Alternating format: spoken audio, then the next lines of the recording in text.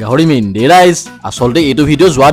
দেওবৰীয়া কৃষক বজাৰখন পিছে বেজবৰা স্কুলৰ মুখলৈ অনা পা বহুত ভাল হ'ল গাহৰি আৰু চব্জি দুইখিনি একেটা জেগাতে পাই গৈছো সেইদিনাখন পিছে মই টেঙামৰা লৈছিলো গাহৰিৰ লগত টেঙামৰা মই বেলেগত খাইছো যদিও নিজে বনোৱা নাছিলো বলক আজি গাহৰি টেঙামৰা একেলগে আচলতে সেইদিনাখন আমাৰ ঘৰত আলহী নলবাৰীৰ পৰা মামা মামীহঁত আহিছিলে আগতে ভাগিনৰ ঘৰ বুলি কয় যদিও এতিয়া কিন্তু গাহৰি মেনৰ ঘৰ গাহৰি একদম ডাঙৰ ডাঙৰকে পিছ কাটি লৈ আহিছো মামাহঁতৰ লগত পিছে তামোলপুৰৰ এই ভণ্টিজনীও আহিছিলে সেইদিনাখন গোটেই কটা মেলা কামখিনি তায়ে কৰি দিছিলে বনাম বুলি পিছে মামায়ে কৈছিলে কিন্তু বনোৱাৰ টাইমত শুই থাকিলে ফাৰ্ষ্টতে গাহৰিখিনি নিমখ হালধি আৰু নেমু 3 পিচ দি দুটা চিটি মাৰি বইল কৰি লৈছো তাৰ পাছত তাৰে কেপিছমান মই এক্সট্ৰা কৰিলো সেই চাকনা যে বনাইছিলো আৰু বাকি থকাখিনি কৈছো ৰ'ব কেৰাহীত ফাৰ্ষ্টতে তেল অকণমান দি পিয়াজ আৰু জলকীয়াখিনি ফ্ৰাই কৰি লৈছো আৰু তাৰ পাছতে সেই বইল মাংসখিনি ইয়াতে দি দিছো মছলা অকণমান আৰু কাশ্মীৰী অকণমান লগতে দিছিলো আলুখিনি দি অলপমান টাইম ফ্ৰাই কৰাৰ পাছতে খুন্দি থোৱা আদা নহৰুখিনি তাতে মই এড কৰিছো আজি কেলা গাহৰিয়ে ভোকটো বেছিকৈ লগাব যেন পাইছো আলু সিজি গ'ল গাহৰি ফ্ৰাই হৈ গ'ল আৰু তাৰ পাছতে এড কৰিছো দুটা বিলাহী আৰু এতিয়া একেবাৰে শেষত আহি গ'ল টেঙামৰা ঘৰৰ চাদৰ ওপৰত পিছে টেঙামৰা 2-3 জোপামান আছে কিন্তু তাৰ পৰা ছিঙিবলৈ মন নাযায় শেষত পানী অকণমান দি বিলাহীখিনি সিজা লগে লগে ওপৰত টেঙামৰাখিনি কাটি দিলো আৰু এই কি টেঙামৰা গাহৰি একদম ৰেডি হৈ আছে